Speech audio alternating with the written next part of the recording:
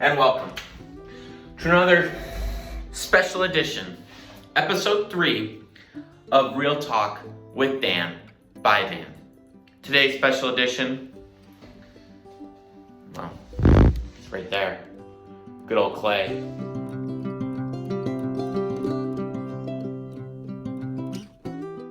This is not a pumpkin spice latte, people. This is just a regular black coffee. We're keeping it simple. All right. And today, I'd like to talk to you about, yes, these are moccasins. Wrong foot.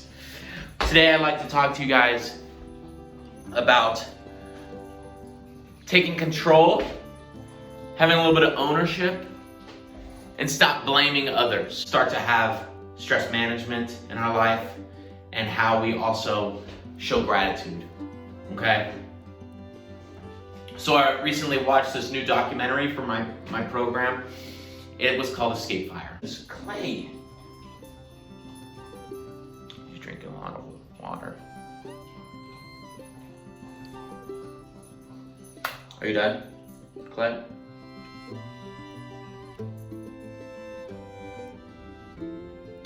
I think he's done. Okay. As I was saying, so Escape Fire, it's a solution, okay? It's one solution for a whole problem, and it starts with one person, one idea, right? So it's a documentary. It's a great documentary about how we have a broken healthcare system. We have a high productivity rate. We have a demand to see a lot of patients in a short amount of time, and we're fueled by making a lot of money. Okay? And I thought about it. I thought, yeah, we do. But why don't we start to give responsibility to the people? Okay? The people. We just came out of some sort of a debate, if you would like to call it that, that all these people now are getting very worked up. They're like, who do I know to vote for now? And it's beyond all that. The thought that we think that we can have one person rule our lives is absolutely ridiculous, okay? Stop thinking like that. Stop thinking that I need to vote for this one person because they're gonna make my life so much better. No, that's simply not true. You can think about that for anything in your life, okay? Not one person is gonna change your life. The one person that's gonna change your life is you. And it took me a while to think about that. It took me a very long time.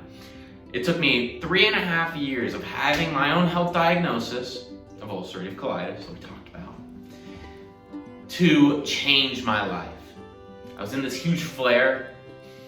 I also wasn't dieting, I wasn't exercising, and I wasn't stress managing. And you know what? Stress management is what I found to be my saving grace, okay? And one thing that helped me out was I just started yoga. I went into this huge flare. I said, doctor, I need this quick fix. Just give me that steroid. I need to operate in my life. I need to do these things in my life. I just need that steroid to help me out. He gave me that steroid. He's like, you need to taper this steroid, okay? You can't be on this, it's gonna hurt you. Totally reasonable. I tapered and I went into another flare. I said, doctor, I need to bounce that up. I need to take that up. And so they're like, okay, bounce it up. But you need to do something, Daniel, because this cannot go on. We're running out of medication to manage your illness. I thought about that. I said, in my head, I was like, that's interesting. I am hurting myself so much. I have all of these biologic therapies. I have this oral therapy, everything that's going well. And the one thing that's stopping me from getting into remission and feeling better is my stress. None of these medications could help me with that. None of these really potent medications are gonna help me get into remission because my stress is stopping me from that. Okay? And that's where I started to take responsibility for my own life. I started to say, you know what, I need to start exercising. I need to start feeling good with the food I'm eating. So I started to buy these books. One of them is Breaking the Vicious Cycle. It's about following a specific carb diet. And my fiance bought me Against All Grains, okay? A woman who has ulcerative colitis, my disease. And it's about kind of following another kind of specific carb diet, hybrid diet, okay? I found that these diets were really good for me, okay? I felt really good on them. You okay? And I also found that journaling and meditating, okay? I'm Catholic, okay? You can do that any way you want. You don't need to be religious, okay? To meditate. I journaled. I wrote 3 gratitudes down. I'm very grateful for the support I have. So I'm starting this Veterans Affairs clinical rotation very soon. And my brother and sister-in-law allowed me to live in this place. And I'm very grateful for it because that helps me out. That helps me out. I love that I have that kind of support in my life. I'm very grateful for my health. Very grateful for my health. I feel like that I can still go on with my day, even though I need to manage some stuff. I'm very grateful for my health, and I'm very grateful for my fiance and my family, and my program. So it's more than 3 gratitudes. Now that I'm in Montana, I like to fly fish, and fly fishing is something that I take a passion for. And that's another thing that I like. It just stops me from thinking about stress in my life. I feel like a reason that I'm starting this vlog is that I have a perspective on life